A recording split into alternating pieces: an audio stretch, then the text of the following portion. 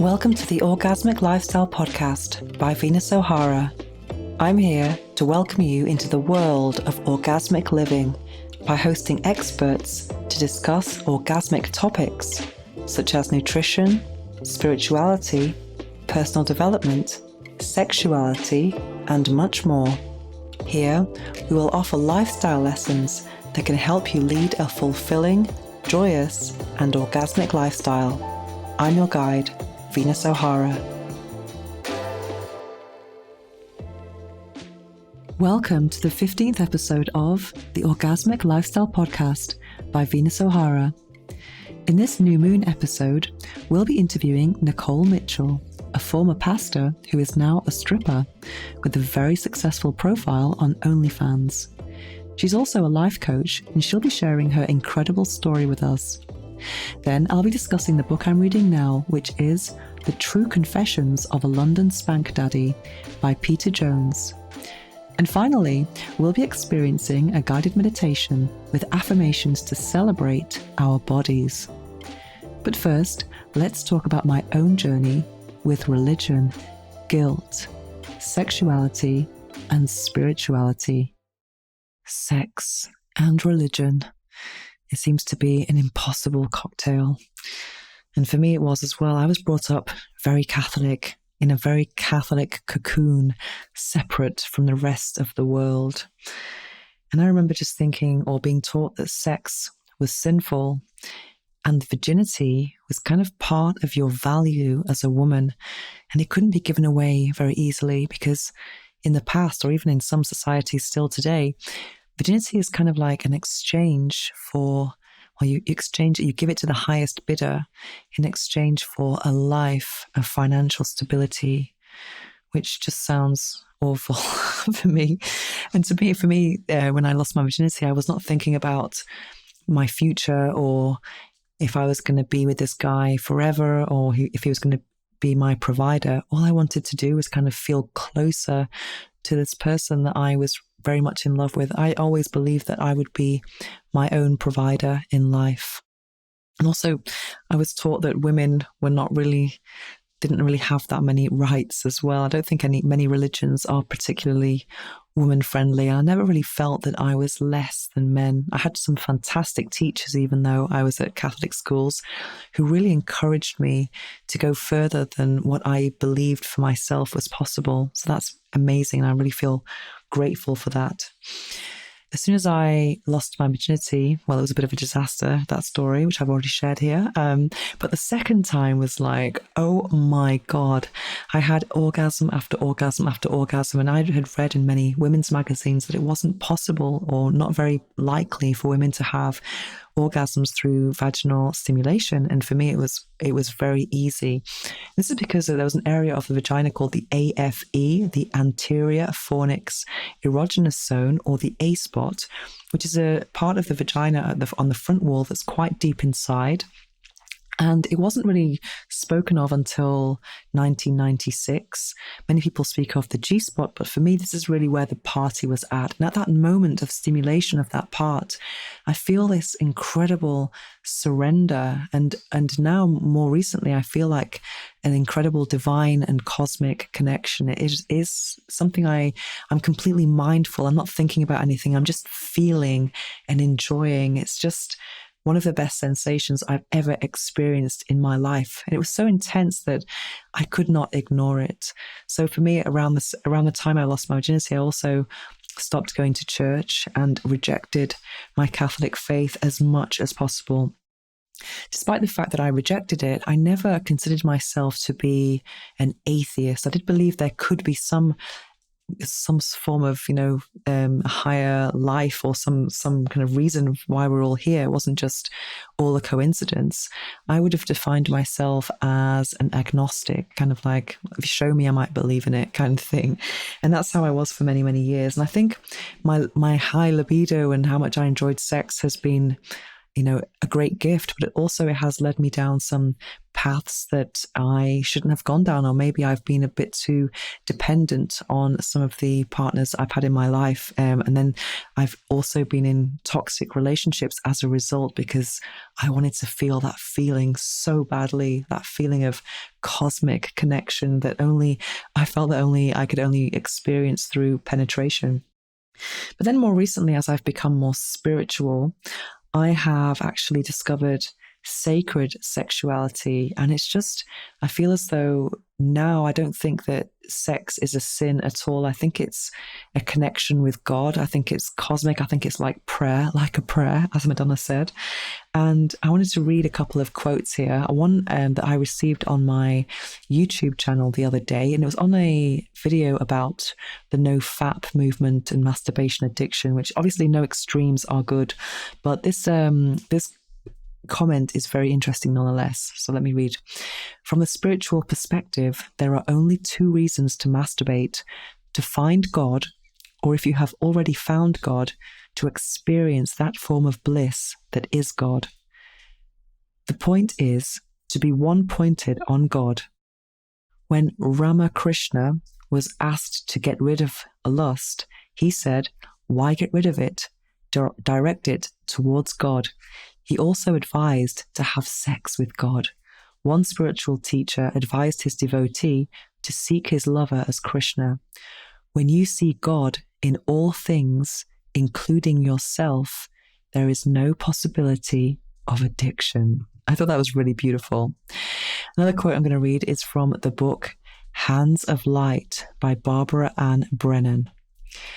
The mutual letting go into deep communion through giving and receiving in sexual intercourse is one of the many ways humanity has of deeply letting go of the ego, separateness, and experiencing unity. When done with love and respect for the uniqueness of your mate, it is a holy experience culminating from the deep primordial evolutionary urges of mating on the physical level and the deep spiritual yearnings of uniting with divinity. It is a wedding of both the spiritual and physical aspects of the two human beings. Well, that's very different from the communion I was brought up with, and that's definitely something that I could indulge in every Sunday, but without needing to go to church. So let's talk more about religion and sex and liberation with Nikole Mitchell. Now it's time for this episode's interview. I'm going to be speaking to Nikole Mitchell, who was a pastor, and now she's a stripper and a life coach. And she has an incredible story. Nikole Mitchell, welcome to the Orgasmic Lifestyle Podcast. I'm very happy to have you here. I actually watched some of your interviews months ago, so I already knew quite a lot about you and I was fascinated. So tell me, you were raised as a strict Baptist in a Baptist family, and then you later became a pastor. How was your childhood and what inspired you to actually become a pastor? Yeah, thank you so much for having me. I'm so excited we're having this conversation. I think, and I hope it serves a lot of people. So I grew up in a really religious household, and I more picked up on the messaging than I was explicitly taught. Like, I noticed that all the leaders were men in the church, and all the people who were in the nursery and in the kitchen and serving behind the scenes were women. So at a young age, I picked up on this message that I belonged there. I belonged in the kitchen or in the nurseries. I should be cooking or having babies, and tried so hard to be that version of a girl and a young woman because that's all I knew. And yet I'm a very charismatic, outgoing leader. And so I was trying to find ways to channel that into these very limited roles I was allowed to be in my church. And it wasn't until my late 20s that my then husband introduced me to a church where they taught gender equality. What a concept in the 21st century. I was like mind blown and a little intimidated about like, wow, they believe women can serve and lead and teach and preach. And I was like so excited because now I had a place where I could channel my leadership talent and passion. And so me even doing that, being trained up as part of their pastoral team was considered not okay by my previous churches and by my previous friends. And I had family members who were not okay with it. And I remember saying to one of my family members, and I'm eating my words now, but back then I said, because they were really upset about me becoming a pastor. And I was like, can we just agree? Yes. Can we just agree that I just want to tell people that God loves them and that I'm not a stripper or a drug dealer? And like, even then they couldn't get on board with it. And now I'm eating my words as like an adult content maker or stripper.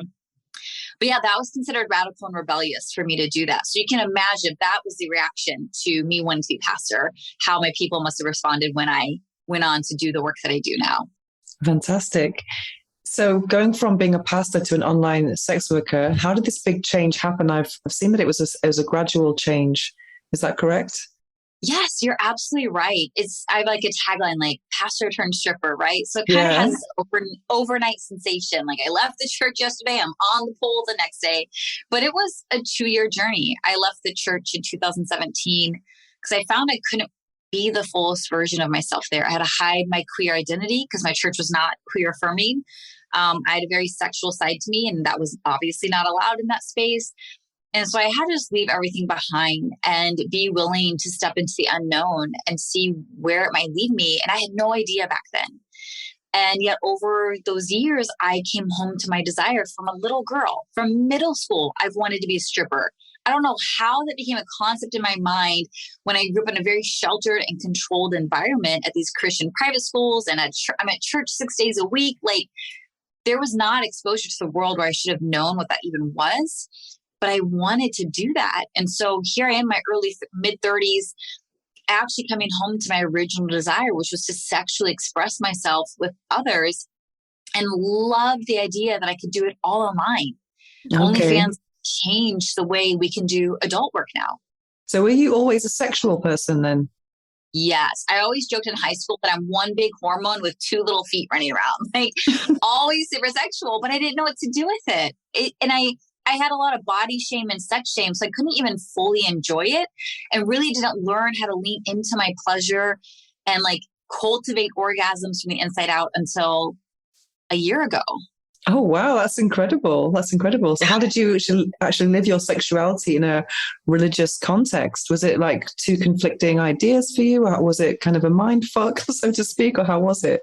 Yeah, I thought I was kind of crazy because you always hear men have the sex drives and women don't. And I have a huge raging sex drive. So I thought, well, what about people like me, the anomalies? And I think there's a lot more people like me than we talk about in society. But I was like, where are the weirdos like me? And like, what am I supposed to do with this? And I was married but to an amazing, amazing man, but we were not sexually compatible.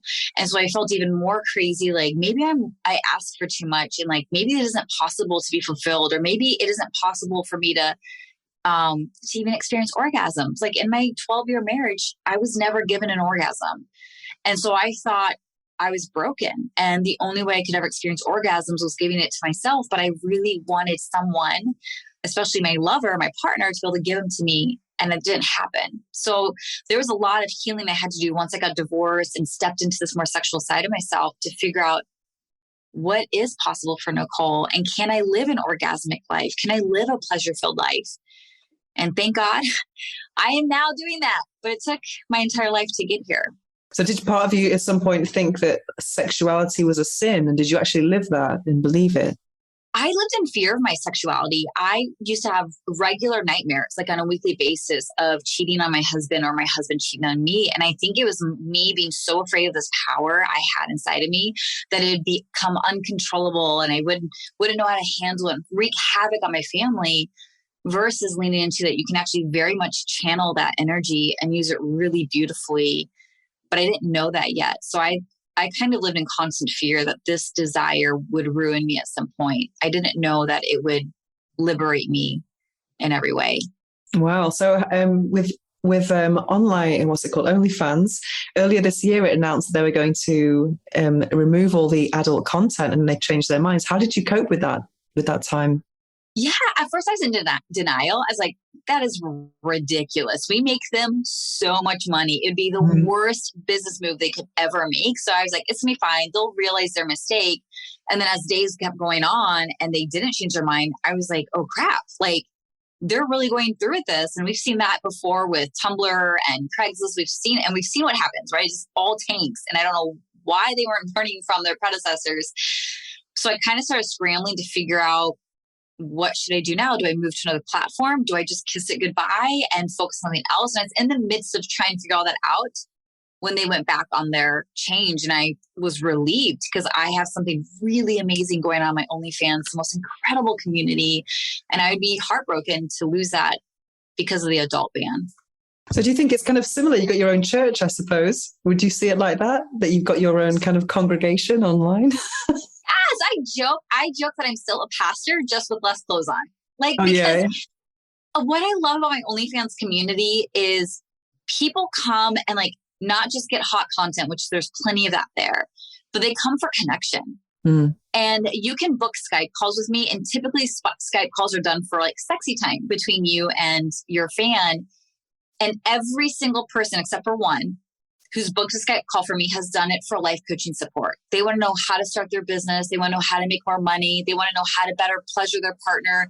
They want to know how to leave their religion. And so it shows like there's this hunger in humanity where we can be very sexual beings and be taken very seriously, where we can talk about our kids and our kinks. We can talk about our fears and our fetishes. And there's not a lot of places like that in the world, but on my OnlyFans, that's what we do.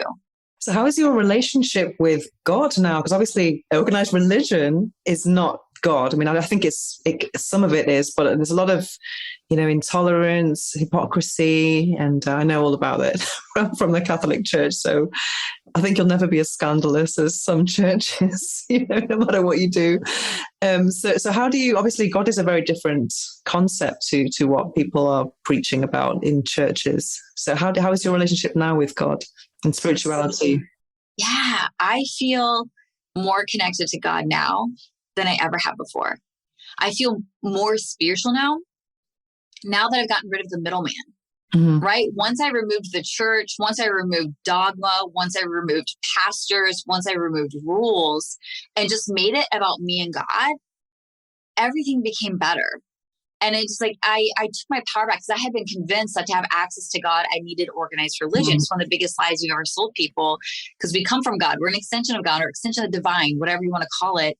And so once I eliminated the middleman, everything became a lot simpler and purer and more beautiful. And I feel like even in my OnlyFans work, I get to channel this divine essence, this divine goodness and sensuality, and reclaim something that I think is inherently beautiful and take it back from religion and dogma that try to teach us it's shameful or wrong or immoral, and find that not only have I found my healing through this work, but so have a lot of my fans.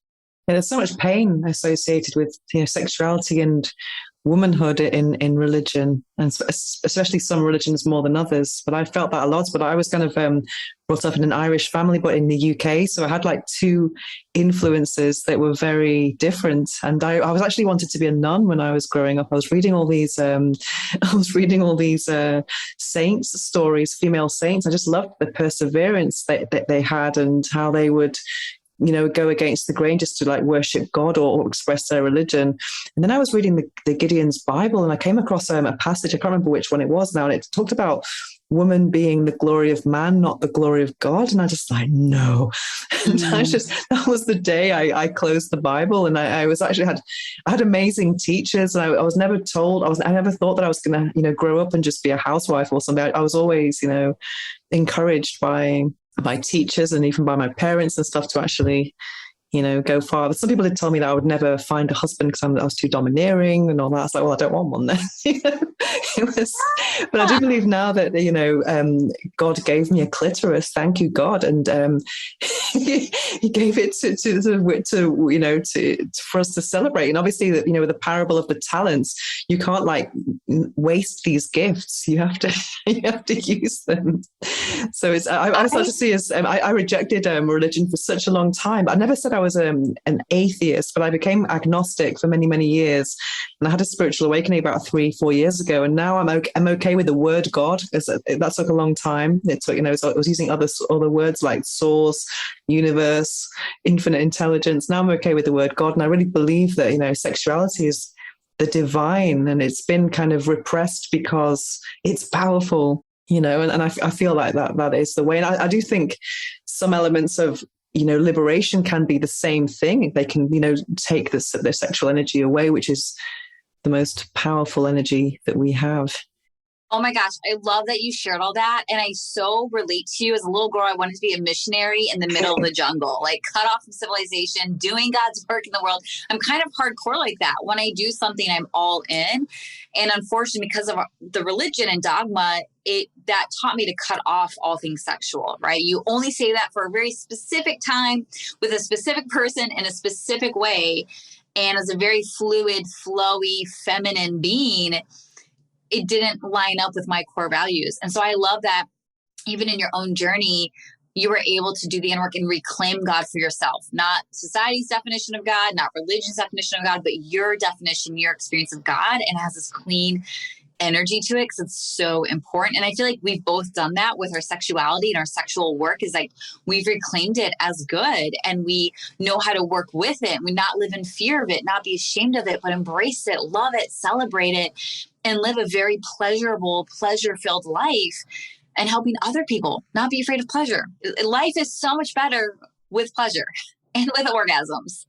Absolutely. And there's this amazing book I read recently, I don't know that you might like. It's called The Outwitting the Devil by Napoleon Hill. He's the same author as Think and Grow Rich, which is a very popular book. But Outwitting the Devil is like a conversation between him and the devil. And the devil talks about organized religion as the work of the devil, because it really kind of represses or suppresses free thought, and there's no questioning of anything. This is the rules, this is the dogma.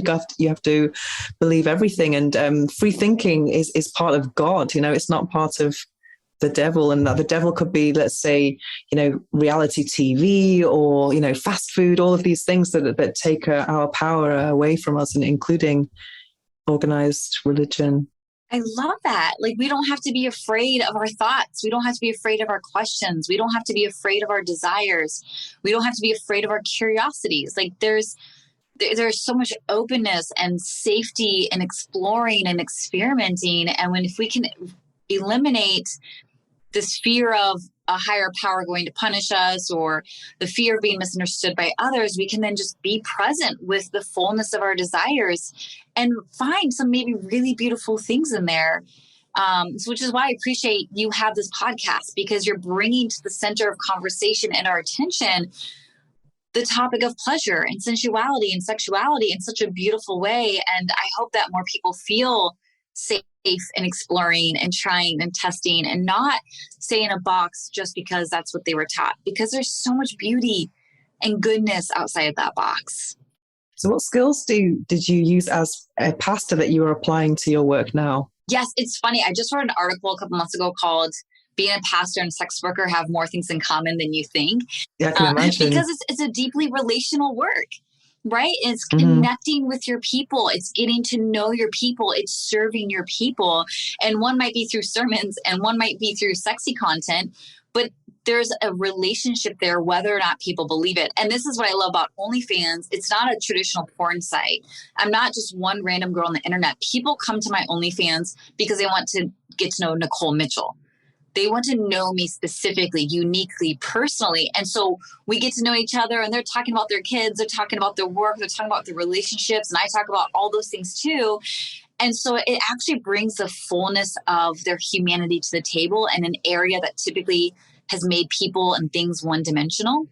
And so I feel there's a lot of crossover, and a lot of my fans come for spiritual guidance, come for life coaching support. So again, it's so much deeper than just sexy content, which is awesome.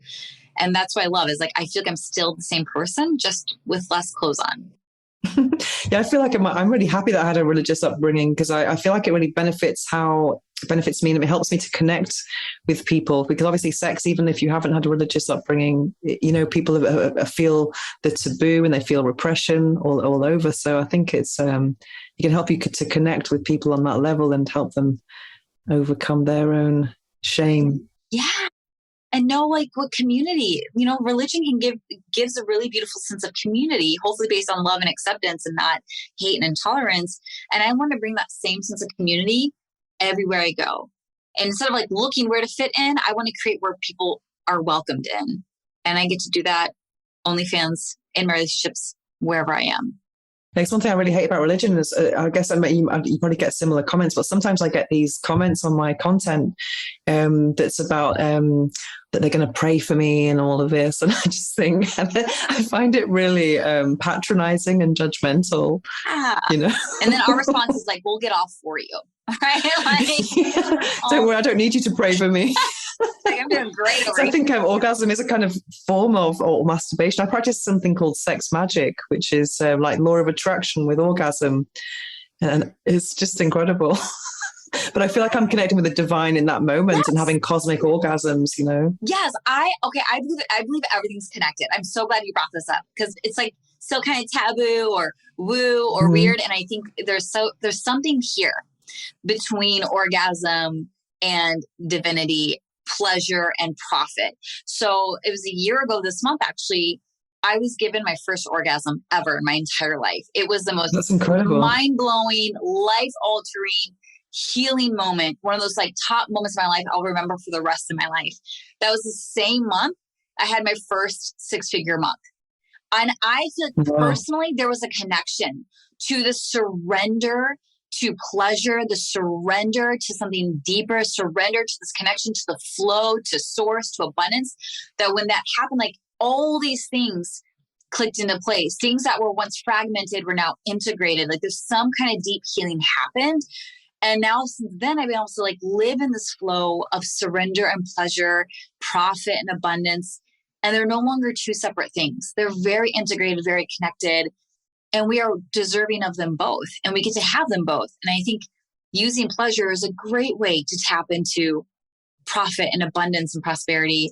And prosperity is a great way to increase our pleasure. So I'm so glad you brought that up. I think those are connected, and there's something pretty magical about it. And also with the chakra system, it's the sacral chakra, like this, which is sexuality and abundance and water and flow and, all of that. So I have my citrine crystal here. I love it. Yeah, I'm really into all of this, because I've been mostly focused on pleasure, which is already a big thing, taboo, just getting, because I really believe that, female women are kind of sexually superior. We've been taught the opposite, but we have twice the amount of nerves in our clitoris compared to a penis. We are multi-orgasmic, so we've been taught, we are kind of more sexual, but we've been totally repressed. So I was really focused on the kind of shame, overcoming shame and just pleasure at the beginning. And because I'm a sex toy reviewer and designer now, so I'm really making orgasmic technology and teaching people how to use toys. But then 3 years ago, I actually had no money, and I was thinking, oh my God, how am I going to, do I deserve this life I've created for myself? And I discovered something called sex transmutation and sex magic. So I started to actually use my orgasm with manifestation, with intention, and then I completely changed my life, having these kind of like cosmic orgasms and really kind of sending them out to the universe, getting the energy up my body and then sending it out with an intention. And I focused on 3 things. I even paid off all my student loan debts. I had like a lot of great things happen, and I manifested this apartment and lots of other things in my life as well. So it's a new moon in 2 days. So I'm going to be really working on my list, the next list of things. I love this so much. There's this alignment. There's this like open channel versus blocking it or shame and fear. And like, you are like your best living testimonial. And now you're helping so many people through your work and through this podcast. And I'm just like, yes, more pleasure, more orgasms, more manifestation for everyone. There's so much suffering that's caused with sexuality as well. You must have seen that in the church, marriages that, kind of just maybe people marrying too young to have sex and not having any sexual education. I had 0 sex education before I got married. I didn't even know what consent was until 5 years into my Mm. marriage. And I was like horrified when I learned that. And I was like, how can I be 30 years old and just now learning what consent was? You're saying I had a voice? I was allowed to say no? I never said no to sex in all those years because I thought I wasn't allowed to. Right. So, and then I didn't even know what an orgasm was until we got married and I read a book about sex. Because I had always viewed orgasms as in the movies, like a woman's on her back and she's arched and she's like screaming, you know, and like, I'm very quiet. I'm on my tummy. I'm like planking. I'm just totally flat. So it's the exact opposite of the movie. So I thought, I don't know what it is, but this isn't an orgasm. So I was so disconnected from my sexuality as a woman in the 21st century. Right. And I had all the resources. I had a higher education. So it just shows like we're raised in a world that from a young age separates a girl from her sexuality. And we do go into relationships and marriages underprepared, undereducated. And it's no wonder we have so many sex problems. It's no wonder that sex is one of the main reasons for divorce. Like we don't even know our own bodies, much as how to connect with another person and their body. And part of our work, I feel like, is you and me, is like reclaiming and healing and educating women and young women so they can have the best relationships, the best sex, the most pleasure, because they are so in their bodies and they know how to let pleasure in. Oh, that's fascinating. So when you wanted to be a stripper, was it just like a crazy fantasy of yours, or how was it? How did it pan out for you? Did you ever imagine this would happen? Oh my gosh. I think it was a fantasy, or I think as a kid, it was like a fact. I want to be a stripper. Mm-hmm. And then it wasn't until I started talking to my girlfriends and I saw their horror responses that I realized like, oh, like apparently that's not a thing a girl is supposed to say.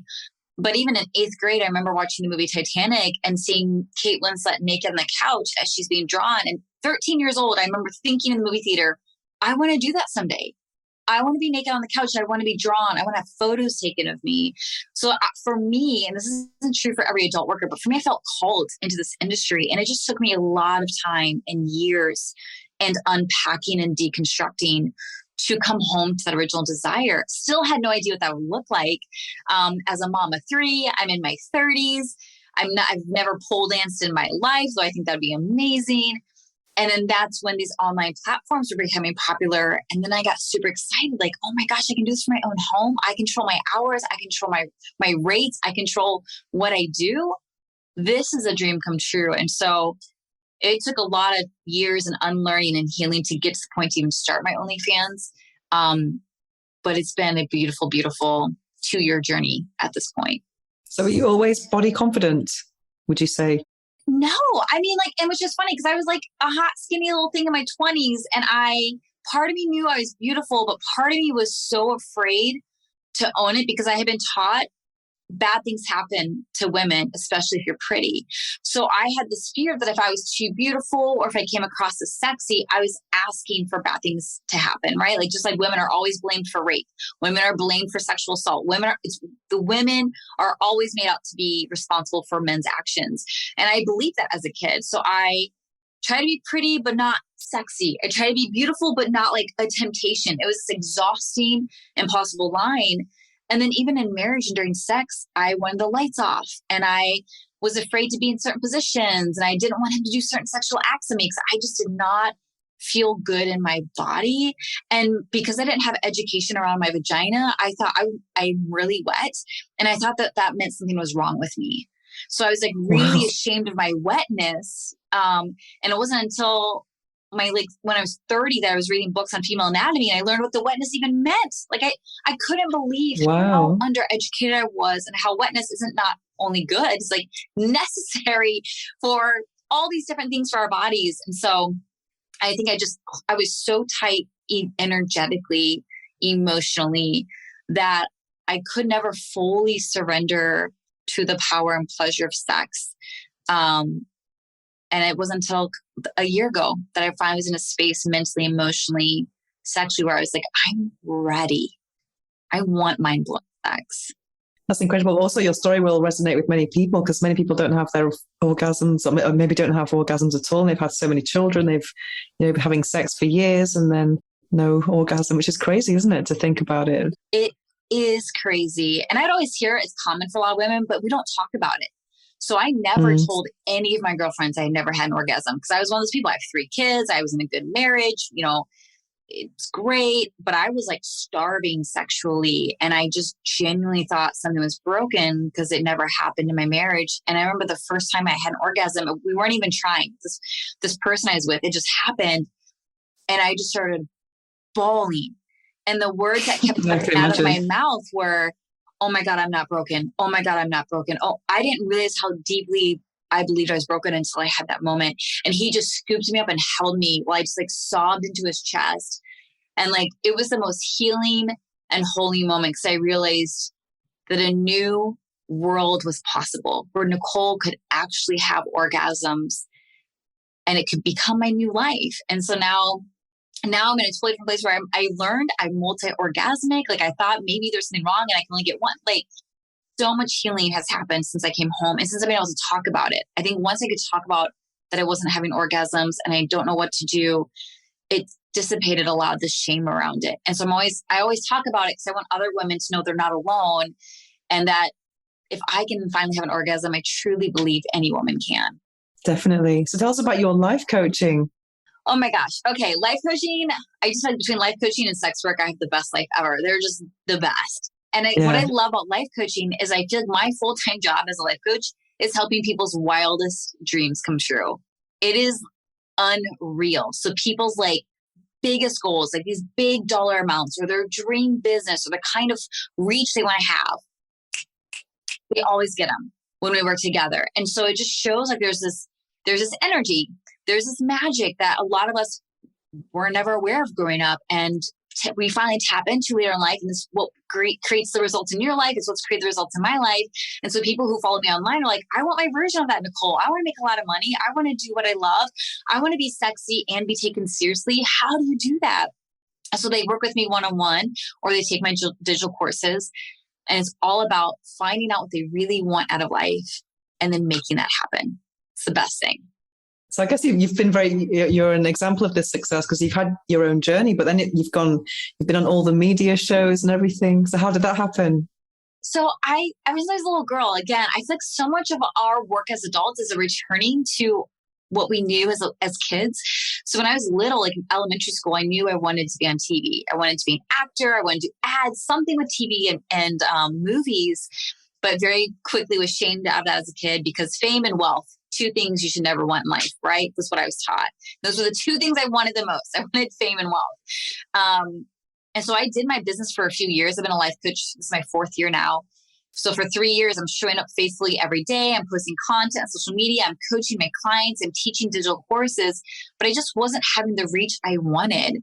So the life coaching came before okay. So you were doing that. That was what you did when you left the church then first. Yes, which is so funny because I'll get criticism in my comments like, "Oh, so you're like a sex worker turned life coach? How convenient." And I'm like, no, bitch, I've been doing life coaching for 4 years. I've been doing my adult work for 2 years. So like one fed into the other, and they are so compatible together. But yeah, I was ready for a bigger reach. I was ready for a global audience. And as you know, with manifesting, we're always led to the next right thing. And so I was led to this couple who lead one of the top PR companies in the US, but how to get on media, I didn't even know. There's a whole method, right? I just thought it was luck. But there's very basic, simple things you do to get on media. And once I learned those, I implemented them right away and blew up, right? The New York Post picked up my story. I've been published in over 25 countries. My following grew from 10,000 followers to 200,000 followers. Like, everything blew up when I was ready and willing to be seen and learned the tools of being seen. And now I'm reaping the reward from it. And I love it so much. And how do you cope with, because I guess anyone who's online has to cope with lots of things online, unwanted attention, even super fans, which is even worse in my opinion than the haters. But I mean, and then there's that the people you know, which kind of hurts the most, I guess. But I mean, having all of that intention, how do you cope with it? What's your strategy? Ooh, it's a great question, because you're absolutely right. We all get, if you have any kind of online presence, you're going to get trolls, you're going to get haters, you're going to get the quiet or maybe not so quiet disapproval by your loved ones. And I think for me, what really helped as a people lover as a recovering people pleaser is I learned about the law of polarization. I learned that you will repel as many people as you attract. And I take it even a step further. I believe we attract more than we will ever repel. But that allowed me to surrender to those who felt turned off by me. Instead of trying to keep everyone in my corner, when someone got pissed off or triggered, it was actually, I saw it as a good thing, a normal thing, a natural thing. It's like, okay, you go find someone who speaks to you. And now we just made more space for people who will love me for me. And then when the trolls and haters come out, because I still get them and I'm so sensitive and I wish I could be like, I don't care what they say. It hurts me. And I always have to remember that 99.9% of the time, whatever comes out of their mouth or they write with their hands has to do with them. I am just a mirror that where they project all their stuff onto, and it has nothing to do with me and everything to do with them. In fact, I had a guy leave a comment on my Instagram yesterday because I posted like a sexy photo of me, and my copy was currently being a thirst trap in Vegas, like just being playful and goofy because I was in Vegas. And he was like, what the hell does this have to do with life coaching? And my response to him was, if you can only see a woman as one dimensional, like I'm only allowed to be a life coach or I'm only allowed to be a sex object, it shows everything about you and has nothing to do with me. It shows your view of women, that women are only allowed to be flat, one-dimensional creatures. But when I come along and I'm multidimensional and multifaceted and you don't know what to do with it, that has everything to do with you, not with me. And so I try to point people back to that. Like when you say hurtful things, what is that showing you? And instead of like freaking out on me, sit with that discomfort and unpack it, and don't make it someone else's problem when it's your sole responsibility to deal with it. I found in my journey, because I used to be very prolific in Spanish media. I used to write on the biggest Spanish newspaper. And sometimes I'd be in the shower thinking, yeah, I'm going to write that just to annoy people. You know, it was kind of funny because when I used to have to write an article, let's say, they'd be very provocative. And if it was like the first few comments were good and the fifth one was negative, I was like, yes, because I knew that those articles were the ones that got to number one, you know? I love that. and it was really funny. And also some people would also, you know, your real fans, they would be defending you. So, because it's always good to stay out of it, you know? It was really funny. But one article I wrote, which was hilarious, it was called Paying for Sex. And it was about a friend of mine who was kind of telling her boyfriend she was going to work, but really she was being an escort and you know, trying to buy the nice designer shoes and all of this. And then there's other women who are, you know, having, you know, becoming prostitutes to buy shoes for their kids. And I wrote this kind of comparison of shoes and stuff, you know, like some people are doing it because their kids have got no shoes to go to school. Other people are kind of like buying designer shoes. And then I wasn't really, it was just an observation because I think everyone should do what they want and all that. And there's some very beautiful stories that come from that line of work as well. There's lots of areas of grey in it.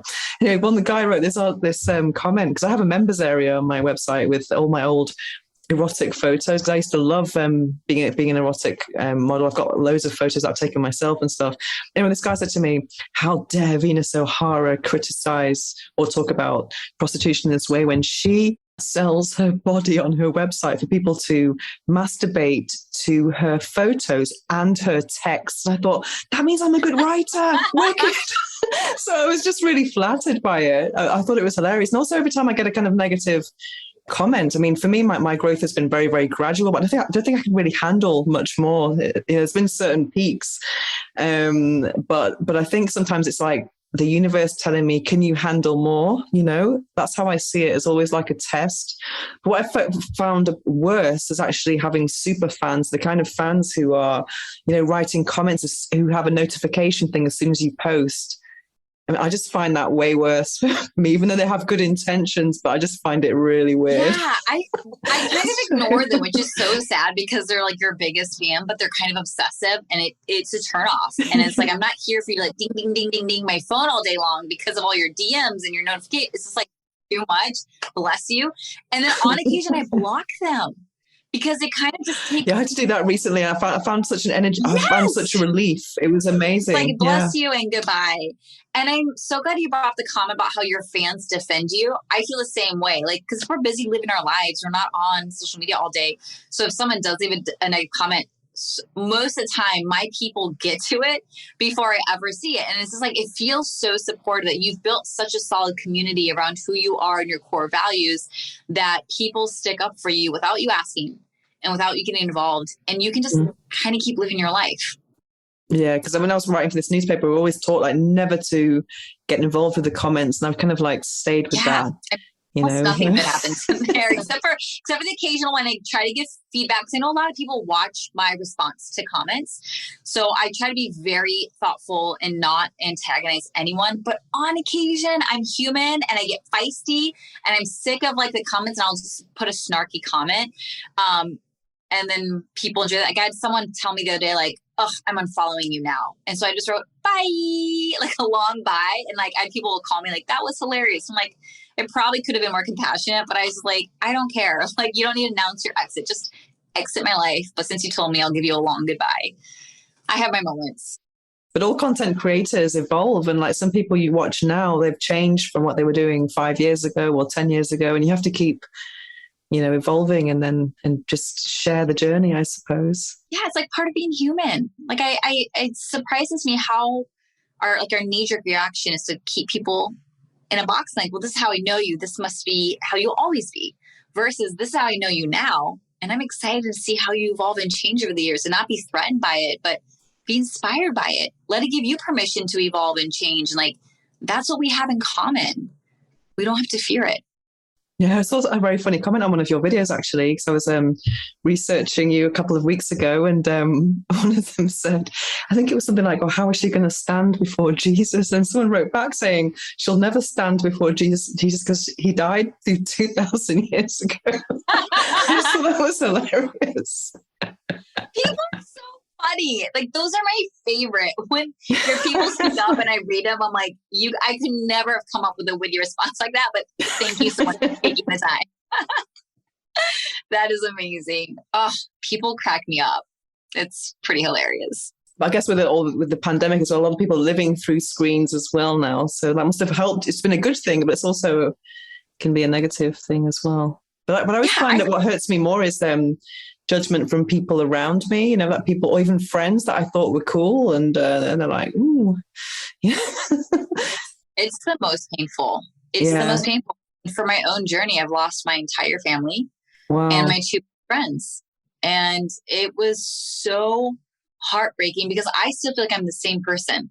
I'm still super kind, goofy, passionate Nikole, and to be fully rejected is so painful, especially with people you think will always be with you. Like, we have this innate desire to be loved by our family, and when they are done with you, it's super a primal wound. And then when you're best friends, because your friends are your chosen family, so you would think definitely your chosen family would evolve with you. And so I've had a lot of grieving and crying, and people have asked me, well, has it been worth it? Well, yes, because I'm living my truth. I've never been happier ever in my life.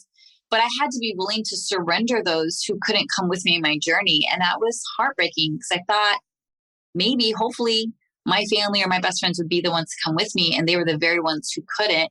And I've had to, the past couple of years, pick a new family very slowly, very wisely, because I want to make sure the people who I'm picking can evolve with me beyond this current moment and not have this knee-jerk reaction to judge or reject. Yeah, and also who are going to inspire you to grow and be more you, I guess, in the day. Because if you're not you, then that's not really real, is it? It's not based on authenticity. You're totally right. So that's one thing when I was growing up, my number one value in life was integrity. It always was, because I saw a big lack of that in the church. Everyone's going on Sundays to the church, but they're getting drunk in the week, or they're judging people, or they're racist, or they're this and they're that. But then they're going to sing hallelujah on Sunday. It's just we have no time for performative. Like authenticity and integrity is so important to me, and I think that's what I love about my work. There's no hiding, there's no shame, there's no pretending with me. I'm not secretly being an adult worker and then a professional life coach, but I am all of me, and everyone knows. And I feel like there's more integrity than that than a lot of people or even leaders of a religion, and I'm good with that. I'm at peace with myself. There's been a few scandals in the news here recently. There's an Italian priest who was using money from the collections to actually spend on orgies and stuff. And that was just in the last couple of weeks, but there's a lot of that, because if you don't, I read in this spirituality book about sacred sexuality that if sexuality is not expressed in a healthy way, then it has an unhealthy outlet. Oh my God. This is so true, Yes, like I'm so passionate about it because it's going to come out one way or another. Right. So you can do it in this way, which is super unethical, toxic, and harmful, or you can do the inner work to get to a place and accept your sexuality and then do it in a way that is ethical and right for you and doesn't harm anybody in the process. And I love that about my work is no one's being harmed. No one's being exploited. No one's being manipulated. I'm fully doing what I love and respecting everyone in this relationship or situation. And I just feel like so many people in religious communities would be so much healthier and happier if they would accept this part of themselves and channel it in a healthy way versus ending up doing crazy stuff like that. Yeah, and abuse is rife in many churches as well, It's heartbreaking. It's scary. Okay, a couple of quick questions. What's the book that changed your life? Oh, I love that. Okay, I know what it is. I read it in 2017 and it blew my world open. It's called You Are a Badass by Jen Sincero. And it was everything I was looking for, which was manifesting and being the co-creator of your life and having the power to create abundance and be happy and be prosperous being you. It was everything opposite of what I was taught in the church. Don't be you, be quiet, be small, be poor, because there's like something good about being poor, good about struggling. If you make a lot of money, you're a horrible person. And so it changed the way I understood my role in the world, the power I have, and began my journey in personal development, my journey in manifestation to get where I am today. So that book was the starting point of it all for my life. This is the Badass series, isn't there? There's a Badass at Making Money. Is it actually just a standard Badass one? Yes, the standard Badass, but my Badass Money book is right there by my bed. I read it every year. Oh, cool. That is the number one book. I actually, because most people want more money and need help healing their relationship with money. So I typically buy people, You Are a Badass at Making Money because it's a game changer. Yeah, because also in the Bible, it says it's like easier for a camel to go through the eye of a needle than a rich man to go into heaven. And it's like, poverty is like idolized, isn't it? Completely. It's like stuff like that screwed me up and was on food stamps for 8 years. That doesn't serve anyone, but like, when you're taught garbage ideology like that, it's like, that's the reality you end up creating. And so, yeah, talk about like, when you said is like those who are closest to you that hurt you the most with their judgment. Like when I started wanting to become rich, I knew that wouldn't be accepted by my people. So I like stopped going to social events. And for a year, I hunkered down and like read these books and healed my relationship with money. Because if I talked about it before I had proof of it, they'd all think I'm crazy. But once the money started flowing in, people saw it. Then they saw there was like some legitimacy to what I was doing, but I had to, because I was so sick of being on food stamps, being broke, and I was ready to like pay my bills and maybe go on one vacation a year. And now making more enough where I have a really comfortable life. And also you can outsource to other people and help other families as well. That's a fantastic thing, isn't it? I employ so many people. They do what everyone wins. They do what they love. Like I think I have like overall 10 people who work for me or pay for their services on a regular basis. House cleaning, gardening, car washing, personal assistant, virtual assistants, and I all pay them a thriving wage. And like everyone is blessed when you have more than enough. You don't have to fear wealth. It is a great gift. It doesn't change who you are. It just amplifies who you really are. If you're a good person and you're generous, you just have more to be generous with. If you're a stingy person, you have more to be stingy with. So if you're good-hearted, get rich. Read that book. I'm going to get that one. That's on my list, actually. Yes. I love reading about money books as well. I recently talked about money with some friends, and we were talking about they were saying that they thought money was a bad thing. And there's this exercise: if you close your eyes and you imagine money as a person, what kind of person do you see? And they were seeing like someone who's manipulative. Because also that film, Wolf of Wall Street, that paints a very bad picture of what rich people do. They're spending all their money on drugs. They might be exploiting people, ripping people off.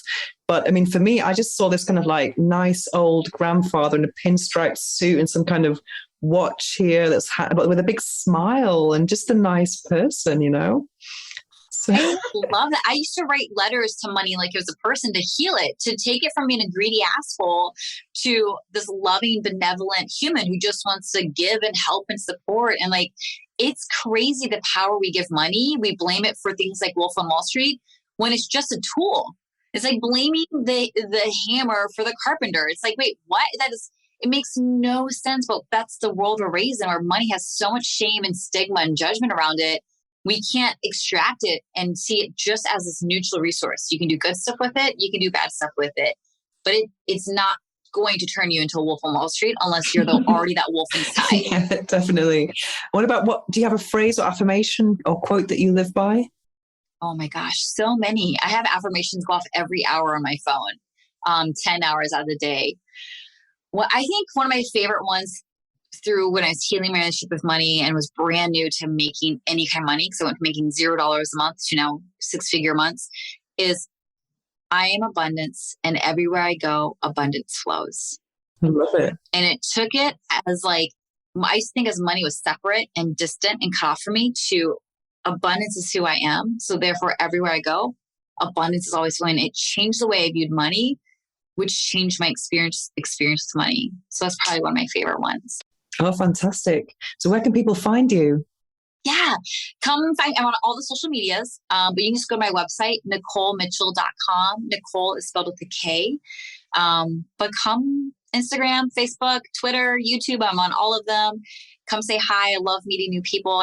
Come to my OnlyFans. I highly recommend it. It's an amazing space. I have a lot of girlfriends who subscribe. It's a pretty amazing place to be. So your coaching is also through OnlyFans, is that correct? Yeah. I've had some of my OnlyFans become clients, and almost all my coaching clients subscribe to my OnlyFans. It's the most beautiful thing. Fantastic. Well, thank you so much. Thank you so much for having me, for meeting you, and for spreading this message. I am so grateful for you. Okay. Thank you so much for joining me today on the Orgasmic Lifestyle Podcast. It's been a pleasure. Definitely. The book I'm reading now is The True Confessions of a London Spank Daddy by Peter Jones. I'm reading this book because it's been on my list for a very long time. I've always loved erotic memoirs, but usually erotic memoirs are written by women. We don't often get the male perspective. And also, this is a London spank daddy, so it's a guy who was a lawyer in London, and he used to offer a spanking service to women. And also, we don't often hear about the female sexual consumer. It seems to be quite taboo, or maybe not as common as the male one. And I find the whole thing very, very intriguing. On a side note, I'm very intrigued about the new film that Emma Thompson is starring in called Good Luck to You, Leo Grande. And she is an older woman who's going through a sexual awakening and decides to hire a gigolo. So I'm definitely going to be watching that as soon as I can. But going back to The True Confessions of a London Spank Daddy. So it's a lawyer who used to offer this service to different women. And what's interesting about it is that often each woman there's something more than the physical side of spanking. There's some kind of role play that's going on that seems to be quite central to the whole encounter. And each chapter has a woman's name, and he tells the story about each person and how they got to meet and what the focus of the spanking session was. I'm going to read a bit of the blurb. My name is Peter. I'm a spank daddy. I offer a spanking and disciplining service to women. Discover an unknown world of sex, spanking, and submission. A world where high-powered executives and cuddly mums go to be spanked, caned, and disciplined. In this powerful and compelling book, Peter explains how his interest was kindled by corporal punishment while still at school. Chapter by chapter, he reveals his clients' stories as he turns their fantasies into reality. One of the stories is about a woman who wants to have a spanking role play, spanking session, because she feels very guilty about an incident, and she wants to kind of overcome that guilt and be told off. And it's very interesting thinking about those days at school when you would get singled out by the teacher and shouted at and humiliated in front of the class. And I remember going through these situations myself and just feeling really awful and just hoping that no one's going to find out. Your parents are going to find out. It's like a huge sensation of shame. Whereas doing it as an adult, as part of a role play, can be absolutely thrilling. And there's something that we can't explain about that. I find it very thrilling anyway, and especially that strict school environment. It can be an incredibly erotic thing to play out as adults. I'm going to read a small extract from the story of this woman who wanted to kind of overcome this deep guilt. Okay. From talking to some of her other spanky friends, she had decided that only a full-scale beating would provide the cathartic effect she was looking for and allow her to put the incident behind her. Was I willing and able to provide it, if that was indeed what she wanted? I was somewhat taken aback by the idea of a full-scale beating, but suggested to her that, within reason, I was, depending on her definition of hard punishment. If she was looking for a Singapore or Saudi-type experience, then she was crazy, and I was not her man. But if she wanted an experience right up to the limit of what a genuine headmaster from the 60s would have deemed acceptable, then yes, I felt I could deliver. I'm actually so glad I didn't have to experience teachers spanking me, to be honest, even though as an adult I find spanking very intriguing. I'm glad that was all illegal by the time I was at school. But there is something very thrilling about spanking from a physical perspective. For example, if you're doing OTK, over the knee spanking, then that moment before the hand strikes the flesh, then as you anticipate the spank, you kind of involuntarily become tense. You're tensing maybe your buttocks and your pelvic floor area. And then as the spank happens, you relax. And then if the spank carries on, then it's a constant sensation, or it's a constant process of tensing and then relaxing over and over again. And you're stimulating your clitoris that way indirectly by tensing and relaxing your pelvic floor muscles. So it's incredibly thrilling. And also, if you combine that with a role play, then it can be incredibly hot. Another thing I love about spanking is the film Secretary, which must be my favorite film of all time. I don't really watch films that often, but this is a film that I've seen maybe 15 times, which is a lot for me. I kind of became obsessed with it to the point where I kind of know the script by heart. And if I'm not mistaken, it's from 2002, and it's starring Maggie Gyllenhaal and James Spader, and they are just excellent in it. The energy between them is fantastic. And James Spader is a lawyer, which is kind of similar to this story of Peter Jones. And Maggie Gyllenhaal is his secretary. And in his office, it's all kind of dark and quite old school. And there are no computers. All you can hear is typing, an old-fashioned typewriter. So obviously you can't just click on the delete button every time you make a mistake. Everything has to be typed out again. Anyway, one day she makes a typing mistake, and he puts a big red circle around it with a red pen and invites her into his office. And he tells her to lean over the table and read the letter out loud. And as she reads, he starts spanking her. And then she actually realizes that she enjoys it so much, she starts to make spelling mistakes on purpose. And then when he notices that she's making them on purpose, he stops spanking her. So then she's challenged and she's thinking, I need to do something a bit more drastic to grab his attention. And that's all I'm going to tell you, because it really is worth watching. It's kind of like a twisted love story.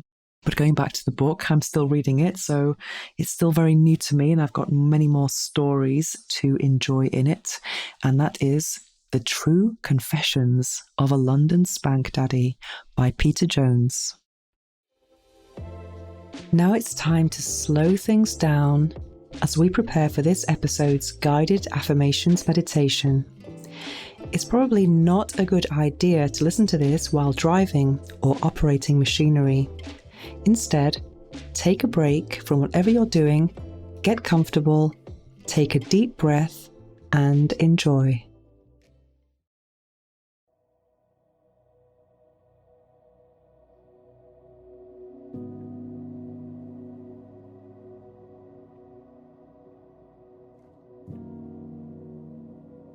celebrate my body. I love my body. My body gives me pleasure. I give my body pleasure. I celebrate the sensation of the soft breeze against my naked skin. I am grateful for the feeling of arousal. My body is a gift from God, and I celebrate this gift. I celebrate my body. I love my body. I love how my body reacts to sexual stimulation. The tingles on my skin, deeper breathing and excitement. I accept my nakedness. Orgasm is a gift, and I am grateful for this gift. My body is a gift from God, and I celebrate this gift. I celebrate my body. I love my body. I reject shame and guilt. I reject embarrassment.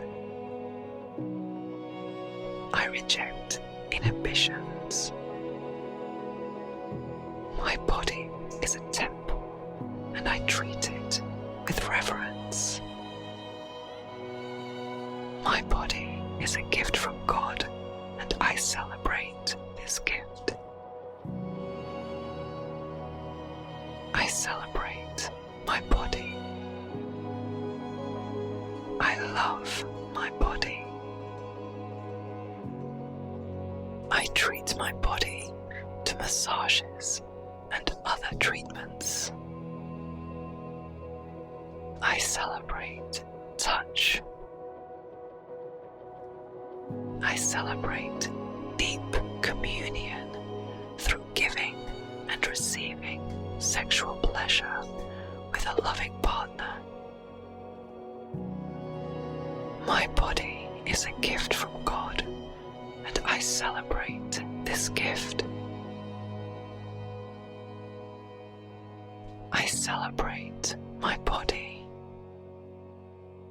I love my body. I guide my lover to teach them what I like. I am able to express my desires. I take the time to discover what feels good. I accept my body as it is. My body is a gift from God, and I celebrate this gift.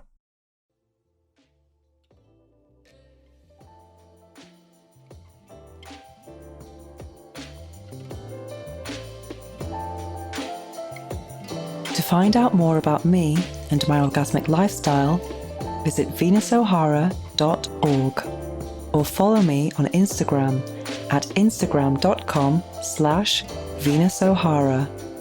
Make sure to search for the Orgasmic Lifestyle Podcast by Venus O'Hara in Apple Podcasts, Spotify, and Google Podcasts, or anywhere else podcasts are found. Make sure to click subscribe so you don't miss any future episodes. Thanks for listening, have an orgasmic week, and make sure every day is a climax.